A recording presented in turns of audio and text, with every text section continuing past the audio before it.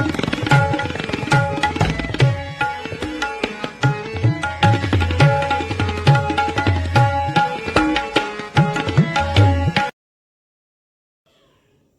राष्ट्रवादियों को मेरा नमस्कार। मैं आज एक बार फिर से पेश करता हूँ आपके सामने नया वीडियो, नया टॉपिक, जिसमें दो टॉपिक हमने शामिल किए और दोनों में इटली एक कॉमन फैक्टर है।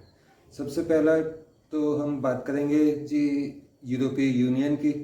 यूरोपीय यूनियन में एक अभी इलेक्शन हो चुके हैं और यूरोपीय यूनियन में जितने भी 50-52 कंट्रीज़ हैं उनका एक यूनियन का इलेक्शन होता है।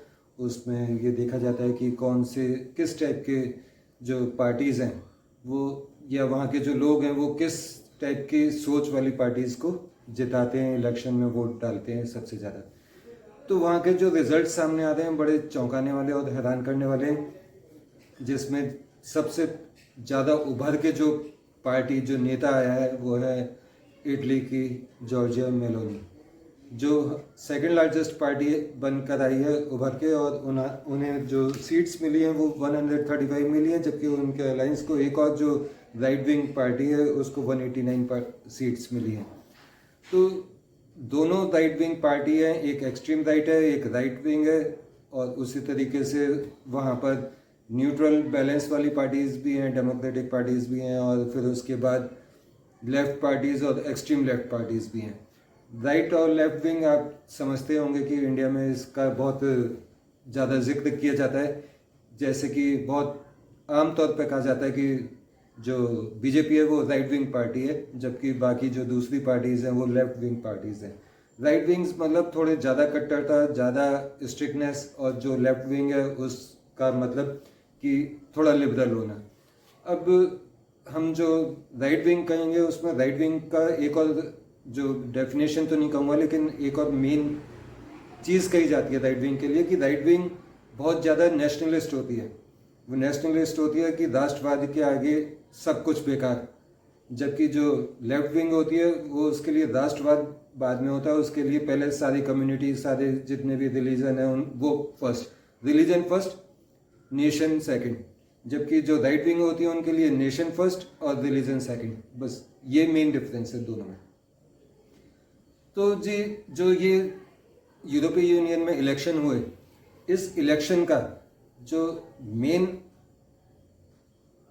क्या कहा जाएगा कि रिजल्ट है या कॉन्सिक्वेंसेस है, उसमें मेन चीज़ ये है कि बड़ी बड़ी जो कंट्रीज़ हैं जो रूल करती थी यूरोप पर, जिनमें से मेन था फ्रांस और सेकंड नंबर था जर्मनी, और दोनों लेफ्ट विंग पार्टीज थे। यूरोपीय यूनियन में दोनों लेफ्ट विंग पार्टीज हैं, लेकिन दोनों की पार्टीज बुरी तरह से हार गई हैं, और जो नया उभरता हुआ मैंडेट निकल कर आया वो आया है राइट विंग पार्टीज के लिए। इस रिजल्ट से खफा होकर या चिंतित होकर जो फ्रांस के प्रेसिडेंट हैं मैक्रोन, उन्होंने सोचा है कि वो अपने कंट्री में, फ्रांस में अपने री इलेक्शन कराएंगे तुरंत, और उन्होंने इस आज जो उनका टर्म पूरा भी नहीं हुआ और उन्होंने बीच में ही अनाउंस कर दिया कि हम री इलेक्शन कराने जा रहे हैं अपनी कंट्री में। हालांकि उनका जो क्या कहा जाएगा उसको फेवरिज्म है या जो उनकी लाइकनेस है वो काफ़ी कम लेवल पे पहुंच चुकी है, बहुत नीचे जा चुकी है, और इसी तरीके से जर्मनी का भी सेम हाल है। लेकिन जर्मनी में जो इलेक्शन होने जर्मन कंट्री के वो होने जनवरी 2025 में, तो अभी काफ़ी टाइम है उनको अपना मेंटेन करने के लिए। लेकिन सबसे बड़ी बात है कि यूरोपीय यूनियन में राइट विंग का फुल मेजॉरिटी के साथ पार्टियों का जीतना। तो राइट विंग क्यों वहाँ पर जीत रही है यूरोपीय यूनियन में, उसका एक अलग रीज़न है।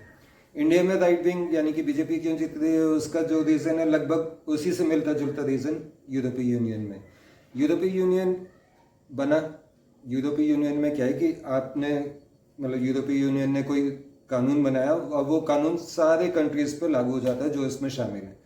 तो जो लेफ्ट विंग का अभी तक जो रूल चल रहे थे उसमें ये था कि जो भी शरणार्थी आना चाहता है यूरोप में वो आ सकता है, हम उसको शरणार्थी का ओहदा देंगे, उनको एक्सेप्ट करेंगे, उनको घर देंगे, नौकरी देंगे, रहने खाने पीने के लिए पैसे देंगे, सब कुछ सारी फैसिलिटी प्रोवाइड करेंगे जैसे कि वो उन्हीं के कंट्री के सिटीज़न हैं। तो हुआ ये कि जब कुछ साल पहले गल्फ में वॉर छिड़ी हुई थी तो बहुत सारे जो गल्फ वाले लोग हैं, गल्फ के सिटीजन्स, वो लोग बोट्स में, शिप्स में, छोटी छोटी नौकाओं में बैठ बैठ के यूरोप पहुंच गए और उन्होंने वहाँ पर बहुत दिनों तक तो पहले वो बैठे रहे, इंतज़ार करते रहे कि हमारे लिए दरवाजे खोले जाएंगे और हमारे को अंदर आने दिया जाएगा। और फिर यूरोपीय यूनियन ने डिसीज़न लिया कि ठीक है, उनको अंदर बुला लेते हैं और उनको हम परमिशन देते हैं कि आप हमारे जो यूरोपीय यूनियन है इसमें आप आके रह सकते हैं और हम आपको एक्सेप्ट करते हैं। और ये सब लोग वहाँ रहने लगे। लेकिन हुआ फिर ये कि जब उस समय तो ये सिटीजनशिप मतलब शरणार्थी बनने के लिए रिक्वेस्ट कर रहे थे, लेकिन जब उनको रहते रहते वहाँ टाइम काफ़ी हो गया तो ये बाकी कंट्रीज़ में फिर जो जिस कंट्री को ये बिलोंग करते थे, जहाँ से आए थे, या जो इनकी वहाँ की कट्टरवादी सोच थी अपने रिलीजन को लेके, ये यूरोप में आके उस रिलीजन के लिए कट्टरता फैलाने लगे, लोगों को धमकाने लगे, मारने लगे और अपने जैसा कि जो होता है उस धर्म में वो सारी एक्टिविटीज़ ये सब लोग करने लगे। तो इस वजह से वहाँ के जो लोकल सिटीजन्स है, मतलब यूरोपीय यूनियन के बाकी जो पब्लिक है, वो ये समझने लगी कि जो हमारा कल्चर है उसके ऊपर बहुत बड़ा ये खतरा आ चुका है, क्योंकि हमारे ऊपर एक दूसरा रिलीजन जो कि शरणार्थी बनकर आया था वो हमारे ऊपर हावी होता जा रहा है और हमें इसे रोकना चाहिए। हमारे को ये शरणार्थी वाला जो भी सिस्टम है इसको बंद करना चाहिए। तो इसलिए वहाँ पर जो इस समय पार्टीज जीत रही हैं वो सारी राइट विंग वाली हैं, जो चाहती हैं कि नेशन फर्स्ट, रिलीजन सेकंड, और वो चाहती हैं कि पहले हमारा कंट्री, हमारा कल्चर, हम इसको प्रमोट करें, बाकी शरणार्थी वगैरह का जो भी चीज़ें हैं वो मतलब प्रॉब्लम्स हैं या जो भी रीजन्स हैं वो सब सेकेंडरी मैटर हैं। प्लस यूरोपीय यूनियन के लोग इस चीज़ से इसलिए और ज़्यादा परेशान हो गए क्योंकि जब से रशिया यूक्रेन वॉर स्टार्ट हुआ तब से पूरे यूरोप में महंगाई बढ़ गई, और महंगाई बढ़ गई तो जो भी महंगी चीज़ें हैं या आपके पास खाने पीने को जितना भी अनाज है वो आपके शरणार्थी भी खाएंगे, और उतना अनाज वहाँ पर है नहीं। तो फूड एंड डिमांड की जो सप्लाई होती है इकोनॉमिक्स में, उसके कारण वहाँ पर और ज़्यादा इन्फ्लेशन हो गया। तो वहाँ की पब्लिक चाहती है पहले हमारे को खाने को मिले, पहले हमारे को सहूलियतें मिले, हमारा देश आगे बढ़े, हमारी इकनॉमी आगे बढ़े, इसलिए उन सब लोगों ने राइट विंग के लिए वोट किया है। तो जॉर्जिया मेलोनी एक बहुत बड़ा चेहरा उभर कर सामने आई हैं, और उनको तो आप वैसे भी इंडिया में जब से दिसंबर में COP 28 या 27 जो भी नाम था उसका, जो मीटिंग हुई थी अबू धाबी में, वहाँ से सब लोग उनको जानती हैं। जब उन्होंने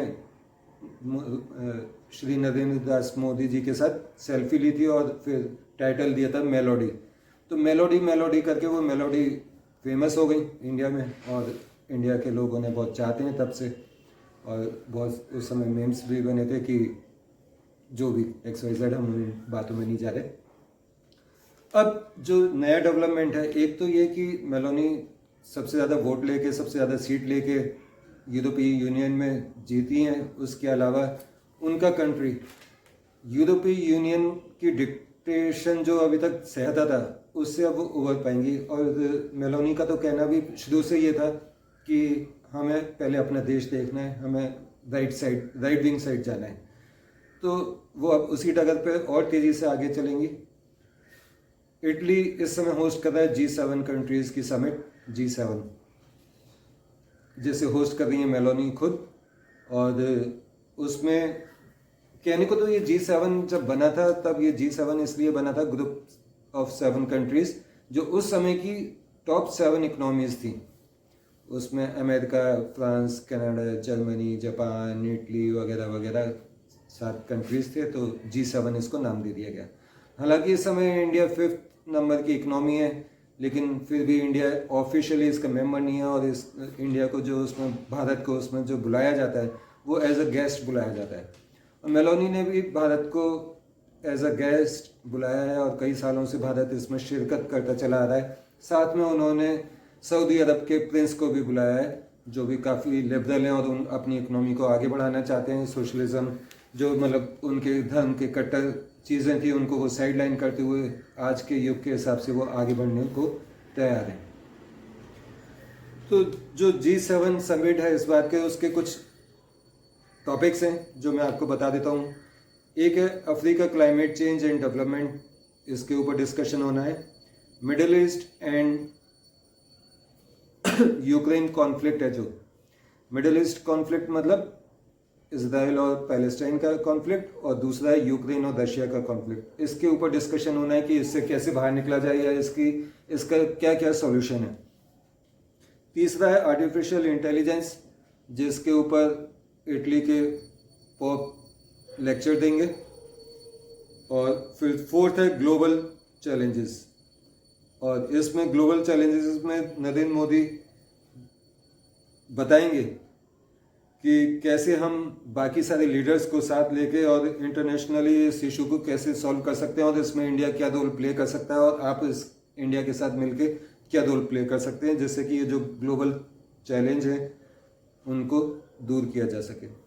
मेलोनी तो काफ़ी टाइम से खुद ही बहुत ज़्यादा एक्साइटेड रहती हैं कि ज़्यादा से ज़्यादा इंडिया से कांटेक्ट बढ़ाए जाएं, रिलेशन बढ़ाए जाएं, और वो चाहती हैं कि इंडिया डेवलप करे, उसके साथ साथ इंडिया के साथ जो भी मिलेगा वो कंट्री भी डेवलप करेगा। कहते हैं ना, जैसे दोस्त होता है वैसे ही जैसी आपकी संगति वैसा आपके दोस्त, या जैसे आपके दोस्त वैसी आपकी संगति। तो वो चाहती हैं कि डेवलप कंट्रीज जो तेज़ी से बढ़ रहा है भारत, उस कंट्री के संग कम से कम स्पेशली तेज़ी से मिलके साथ में काम किया जाए। जब मेलोनी पिछली बार आई थी भारत और इंडिया में G20 समिट चल रही थी, और जब वो G20 समिट से वापस गई अपनी कंट्री, और उन्होंने वहाँ जाते ही सबसे पहले तो जो BRI प्रोजेक्ट है चाइना का, बेल्ट एंड रोड इनिशिएटिव, उस पर उन्होंने रोक लगाई और वो उससे बाहर आ गई। और जबकि इंडिया का जो India to Saudi Arab, Dubai, Saudi Arab, Israel होते हुए जो यूरोप का कॉरिडोर है, और उसको उन्होंने ज्वाइन करने के लिए तुरंत इच्छा जता दी कि हम भी इसको ज्वाइन करना चाहते हैं। पीएम मोदी की बायलैटरल मीटिंग होनी है जॉर्जिया मेलोनी से, और इसमें कई टॉपिक्स पे डिस्कशन किए जाएंगे। अच्छा, मैं आपको इटली का थोड़ा एक मज़ेदार बात बताता हूँ। 2 साल पहले जब यूक्रेन और रशिया के वॉर स्टार्ट हुआ, तो इटली में पास्ता इमरजेंसी लगा दी गई। अब पास्ता इमरजेंसी क्या है और ये क्यों लगाई गई? पास्ता इमरजेंसी है का मतलब कि पास्ता बनाने में जितने भी इंग्रेडिएंट्स यूज़ होते हैं, उन हर चीज़ की सप्लाई, मतलब रॉ मटेरियल यूक्रेन और रशिया से आती थी। जब दोनों में वॉर स्टार्ट हुई तो वहाँ पे रॉ मटेरियल आना बंद हो गया और वहाँ पर पास्ता बनना बंद हो गया।